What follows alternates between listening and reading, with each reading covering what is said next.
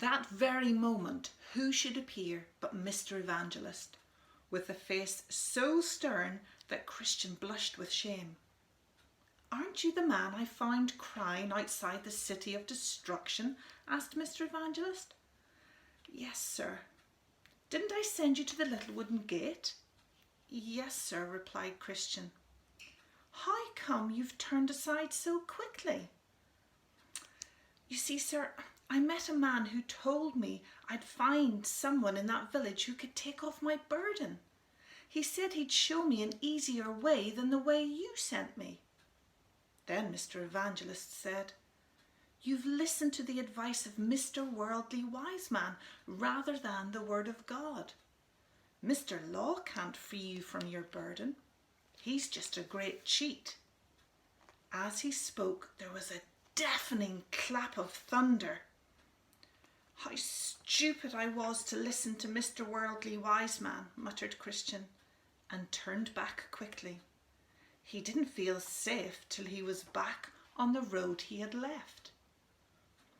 But when Christian got nearer to the little wooden gate, he saw it was shut, and as he reached it, he heard an arrow fly past his ear.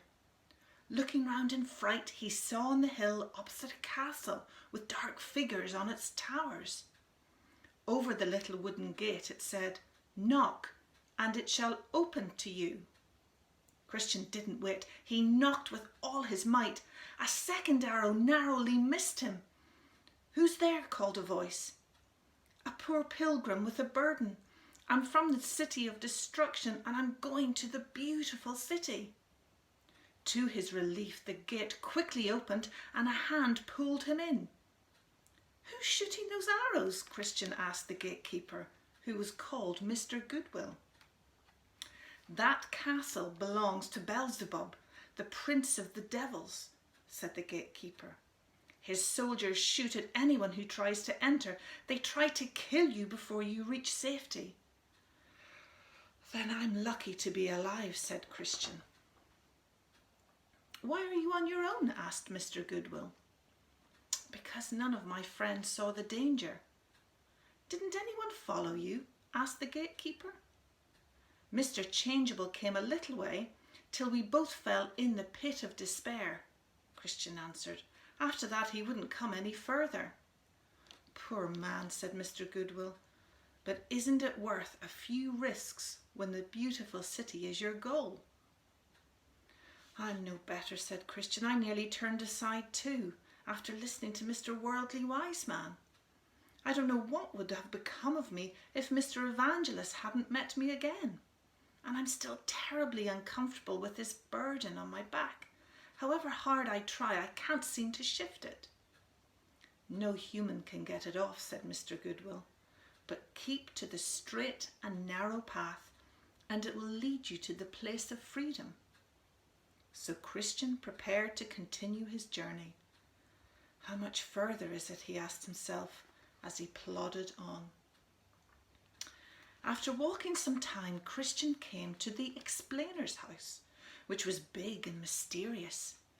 Mr. Goodwill had told Christian that the explainer could pass on some useful tips for his journey. Christian knocked at the door. "What can I do for you?" asked the explainer. "Sir," said Christian, "I'm going to the beautiful city, and I was told you could show me some things that might help me." "Then come on in," said the explainer. The explainer led Christian to a gateway where sat a man with a book, waiting to write the name of anyone who wanted to enter. But the gate was guarded by fierce soldiers, ready to attack any visitors.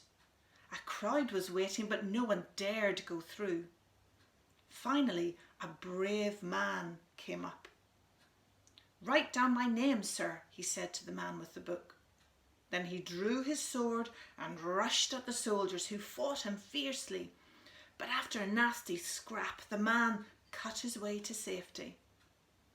"I think I know the lesson of this man," said Christian.